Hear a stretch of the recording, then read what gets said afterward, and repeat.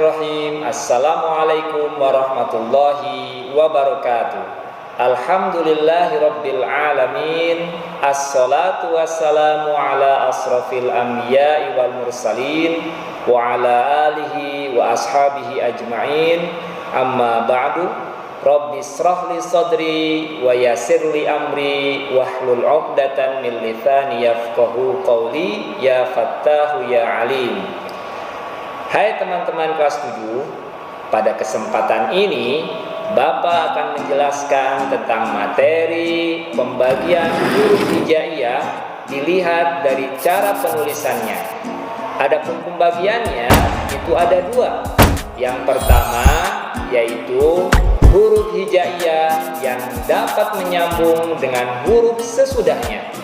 Dan yang kedua adalah huruf hijaiyah yang tidak dapat menyambung dengan huruf sesudahnya. Nah, teman-teman, karena huruf hijaiyah yang tidak dapat menyambung dengan huruf sesudahnya jumlahnya lebih sedikit dibandingkan dengan huruf-huruf hijaiyah yang dapat menyambung dengan huruf sesudahnya, maka untuk memudahkan kita dalam menghafal huruf-hurufnya, kita memulai pembelajaran ini dengan menerangkan huruf-huruf yang tidak dapat menyambung dengan huruf sesudahnya. Nah, huruf-huruf itu adalah alif, dal, wawu, zai, ro,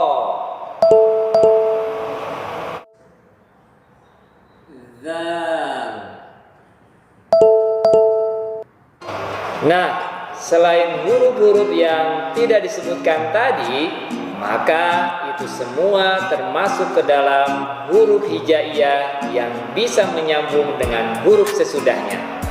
Untuk lebih jelasnya, mari kita saksikan penjelasan tentang huruf-huruf yang tidak bisa menyambung dengan huruf sesudahnya.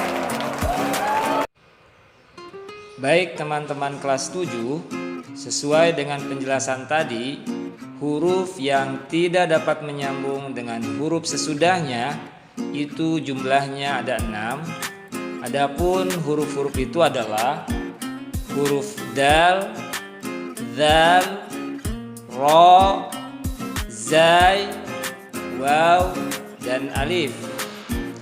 Adapun penulisan huruf-huruf tersebut ketika membentuk sebuah kata dalam bahasa Arab, secara umum penulisannya terbagi menjadi dua.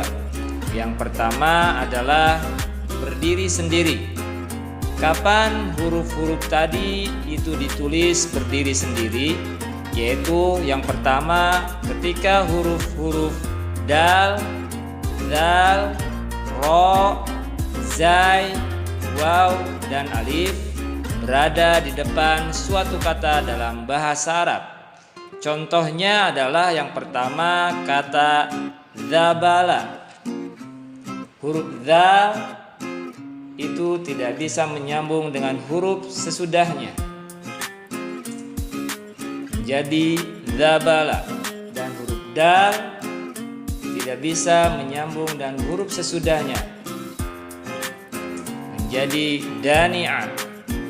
Dan alif atau hamzah tidak bisa menyambung dengan huruf sesudahnya, menjadi amala.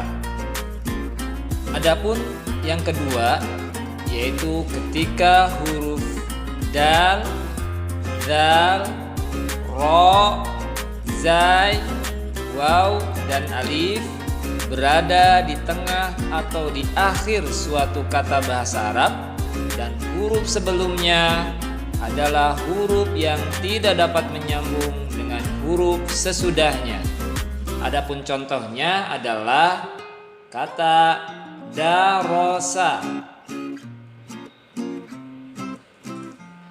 Ro akan berdiri sendiri walaupun berada di tengah, karena sebelumnya adalah huruf yang tidak bisa menyambung dengan huruf sesudahnya, yaitu huruf dal.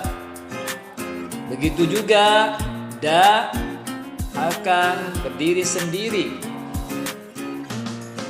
karena huruf sebelumnya adalah huruf waw yang tidak bisa menyambung dengan huruf sesudahnya. Dan contoh yang terakhir adalah huruf waw akan berdiri sendiri karena huruf sebelumnya adalah huruf yang tidak bisa menyambung dengan huruf sesudahnya. Adapun cara penulisan huruf-huruf tadi yang kedua adalah huruf tersebut tersambung dengan huruf sebelumnya. Itu dilakukan jika huruf dal, zal, ro, zai, waw, dan alif berada di tengah atau di akhir kata bahasa Arab dan sebelumnya adalah huruf yang dapat menyambung dengan huruf sesudahnya. Adapun contohnya adalah kata murtafi'un, yang mana huruf ro berada di tengah sebuah kata bahasa Arab.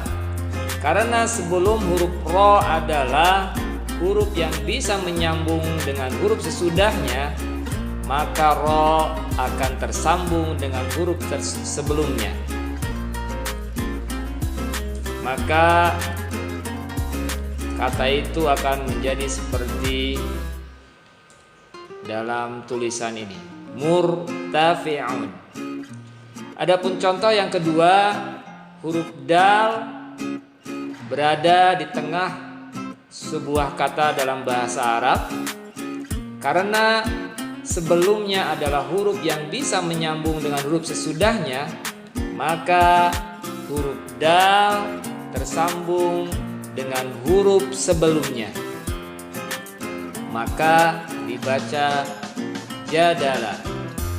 Dan contoh yang terakhir yaitu huruf ro berada di akhir sebuah kata dalam bahasa Arab, akan tetapi huruf sebelumnya adalah huruf yang bisa menyambung dengan huruf sesudahnya, maka ro tersambung dengan huruf sebelumnya, maka dibaca menjadi zoharo.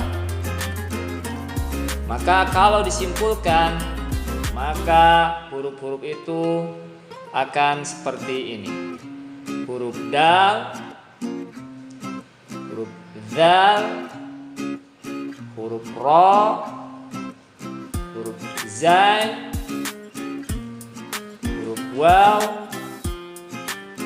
dan huruf alif. Baiklah teman-teman kelas 7, inilah penjelasan tentang materi huruf-huruf yang tidak bisa menyambung dengan huruf-huruf sesudahnya. Semoga bermanfaat, tetap terus belajar, semangat, dan tidak putus asa. Wassalamualaikum warahmatullahi wabarakatuh.